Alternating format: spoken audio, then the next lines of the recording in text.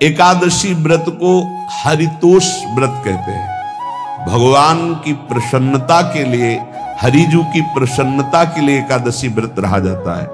प्रायः समस्त वैष्णवजन रहते हैं।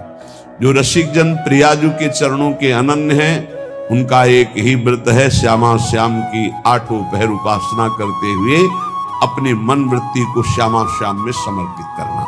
यहाँ ज्ञान ध्यान व्रत कर्म जीते सब काहू में नहीं मोहि प्रतीति, रसिक अनन्य निशान बजायो एक श्याम श्यामा पद प्रीति। पर जो एकादशी व्रत रहते हैं परम धन्य है, वो हरितोष व्रत है।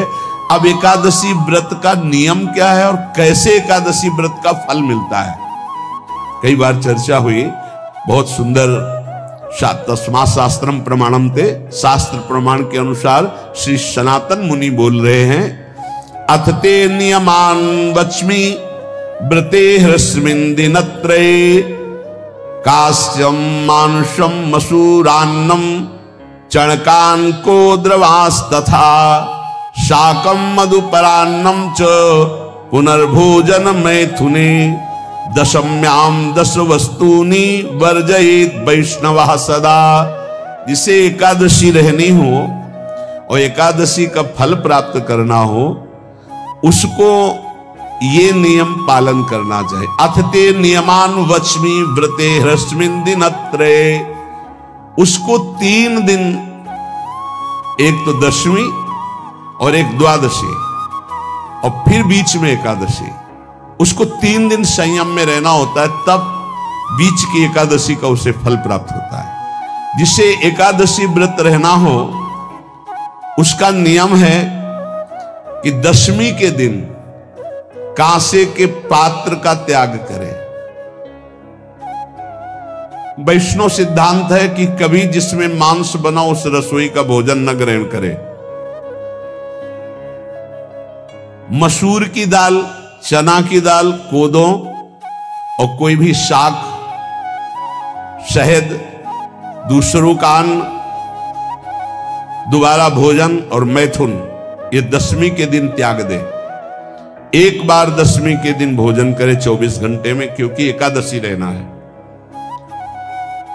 कांसे का पात्र, जिस रसोई में मांस बना उसके भोजन का त्याग, मसूर की दाल, चना, कोदो, शाक, मधु अर्थात शहद और दूसरे के द्वारा दिया हुआ भोजन और दोबारा भोजन और मैथुन क्रिया, इनका दशमी के दिन कभी भी प्रयोग ना करें।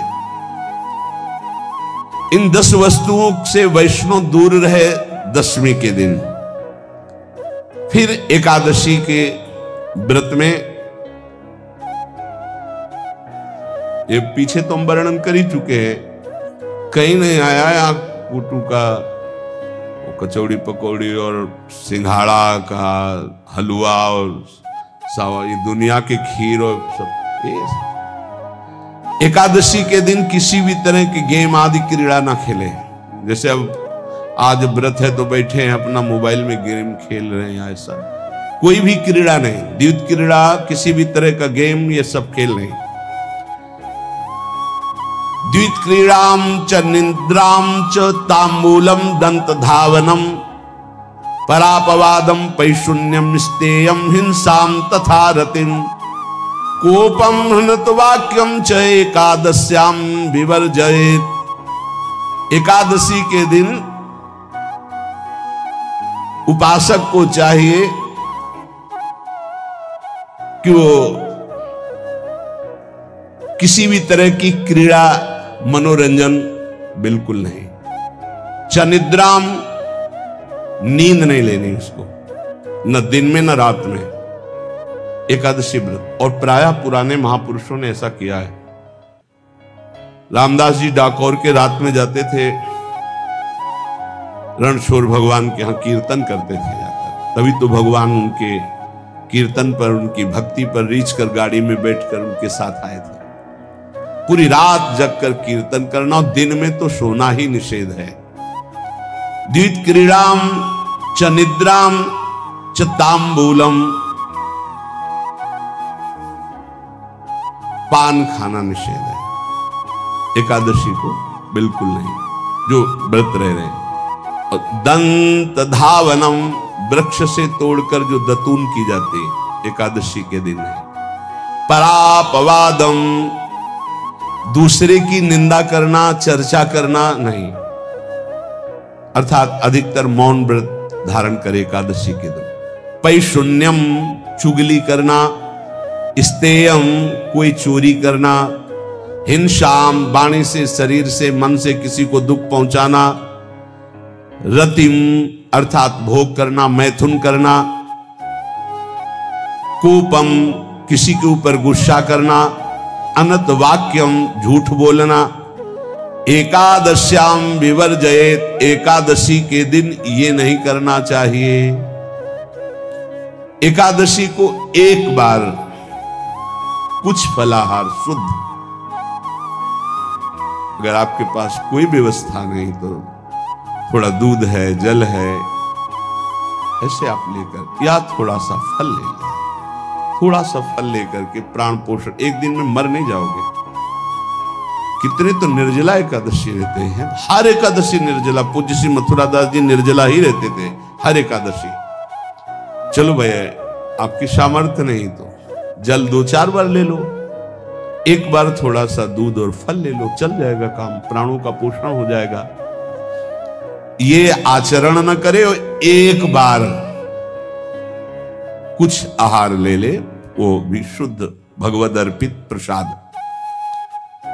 फिर द्वादशी को काश्यम, मांसम, सुराम, छौद्रम, तैलम, वितथ भाषणम, व्यायामम च प्रवासम च पुनर्भोजन मैथुने, अस्पृश्य स्पर्श मासूरे, द्वादश्याम द्वादश त्यजेत।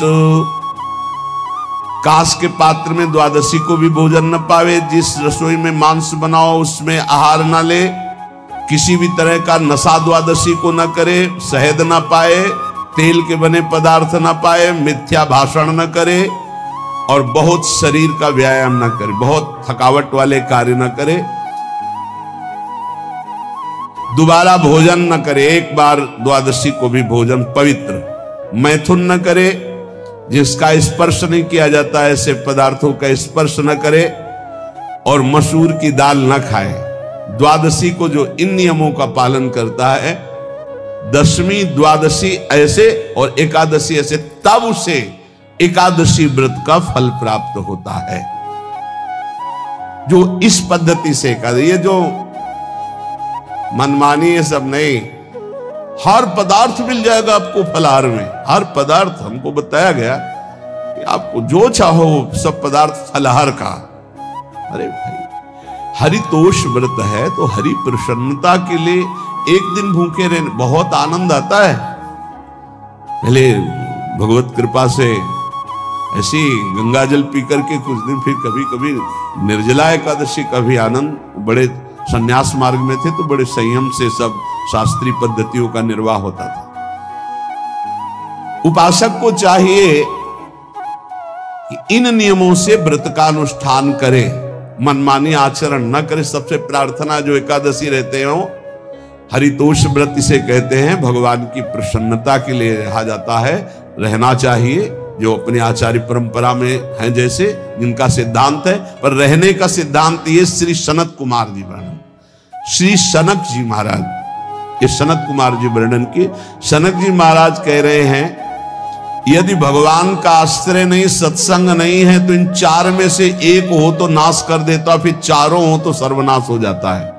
यौवनम धन संपत्ति, प्रभुत्व विवेकता, एकैपमप्यनर्थाय किमु यत्र चतुष्टयम। यदि सत्संग नहीं है, यदि भगवद आश्रय नहीं है, और खूब धन हो, जवान अवस्था हो, बढ़िया पद मिला हो, प्रभुत्व चलता हो और अज्ञान हो, फिर क्या कहना है?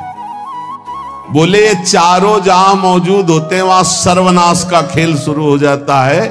अगर इनमें से एक हो तो सर्वनाश करने में पर्याप्त है, और अगर चारों हो तो फिर क्या कहना है? यौवनम, जवान हो, धन संपत्ति, खूब रुपया पैसा हो, प्रभुत्व, कोई पद हो, कोई अधिकार हो बड़ा, फिर अविवेकता और अज्ञानी हो तो बोले एक नाश कर देगा, फिर चारों तो नाश ही कर देंगे। अगर सत्संगी है तो ये चारों महान कार्य कर देंगे। क्या यौवनम, जवान है, खूब दूसरों की सेवा, मेहनत पूर्वक धन संपत्ति कमाकर माता पिता की सेवा, परिवार की सेवा। ये माता पिता, हमारा वेद कहता है मातृ देवो भव, तैत्तिरीयोपनिषद, मातृ देवो भव, पितृ देवो भव, आचार्य देवो भव, अतिथि देवो भव, यान्य नवद्यानि कर्माणि तानि सेवितव्यानि नो इतराणि, यान्यस्माकः सुचरितानि तानि तोयोपास्यानि नो इतराणि, ये के चास्माच्छेयाः सुब्राह्मणाः तेषां त्वया स्नेन प्रश्वसितव्यं, श्रद्धया देयं, अश्रद्धया देयं, श्रिया देयं, ह्रिया देयं, भिया देयं, संविदा देयं। वेद कहता है मातृदेवो भव, माता साक्षात हमारी भगवान है। देव हरि को कहते, केशव देव जैसे कहा, हरि को कहते, गोविंद देव, मातृ देव, माता भगवान है। ए धिक्कार है उन पुत्रों को जो अपने माता के द्वारा पोषित किए हुए शरीर से हाथ उठाते हैं अपने माता पिता के ऊपर। नरक में तुम्हारी जो दुर्दशा होगी भोगोगे। एक हमको दिखाया गया दृश्य कि अपनी माता की कोख में लात मारता है, थप्पड़ मारता है, पिता बैठा है उसको लात मारता है, थप्पड़ मारता है, बाल घसीट कर गेट तक माता को ले जाता है। अब इनकी जो दुर्दशा होगी ये बोल नहीं पाएंगे, बता नहीं पाएंगे। ऐसी जगह मारा जाता है कि बस तलकते रहो, कुछ कह नहीं सकते, घोर नरकों की प्राप्ति होती।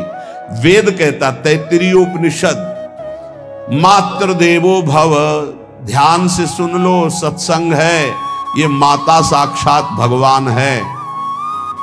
अगर तुमने मारा वाह भर करके इसके आंसू गिरे, जितने आंसुओं की बूंद से भूमि के कण भीनेंगे उतने कल्प तक नरक भोगोगे। ध्यान रखना, तुम्हारा कभी यश, कभी कीर्ति, कभी श्री, कभी हिरी, ये कभी तुम्हारे उदय नहीं हो सकती। तुम्हारा सर्वनाश हो जाएगा अगर मां पे हाथ उठाया। पितृदेवो भव, पिता साक्षात भगवान है। देखो भगवान अवतरित हुए तो प्रात काल उठी कै रघुनाथा, मातु पिता गुरु नावहि माथा। आचार्य देवो भव, माता साक्षात भगवान है, पिता साक्षात भगवान है, आचार्य गुरुदेव साक्षात भगवान है। जो अपनी माता को, अपने पिता को दुख देता है, अपने गुरुदेव की अवहेलना करता है, उसका कभी मंगल हो सकता है? वो कभी सुख प्राप्त कर सकता है? वेद कहता है जो निर्दोष कर्म करते हुए धन कमाकर, कैसा कर्म? निर्दोष कर्म करते हुए धन कमाता है और उस धन से अपने बूढ़े माता पिता और गुरुजनों की सेवा करते हैं, जीवन धन्य है। धिक्कार है उस पुत्र को, धिक्कार उस जवानी को, धिक्कार है उस धन को, धिक्कार उस बुद्धि को जिसको ये सब प्राप्त होने पर भी अपने बूढ़े माता पिता को दर दर के भटकने के लिए विवश कर देते हैं, जो अपने बूढ़े माता पिता को कष्ट देते हैं। जहां वेद कह रहा है मातृ देवो भव, पितृ देवो भव, आचार्य देवो भव, अतिथि देवो भव, चारे बातें कही। अतिथि देवो भव, अगर बिना परिचय के कोई आ गया, कह रहा भूखा हूं, भोजन पवा दो, भगवान पधारे हैं, हम कह रहे मत अंदर आने दो, गेट के बाहर पवा दो, तुम्हारा संशय, पर उसे भूखा मत जाने दो। अतिथि देवो भव, जो निर्दोष कर्म करके अर्थ कमाकर अपने माता पिता गुरुजनों की सेवा करता है, उसी का जीवन है। पशुवत आचरण, मनुष्य शरीर प्राप्त करके राक्षस आचरण, राक्षसों की यही पहचान होती है। माँ नहीं मातु पिता नहीं देवा, साधुन ते करवा वही सेवा।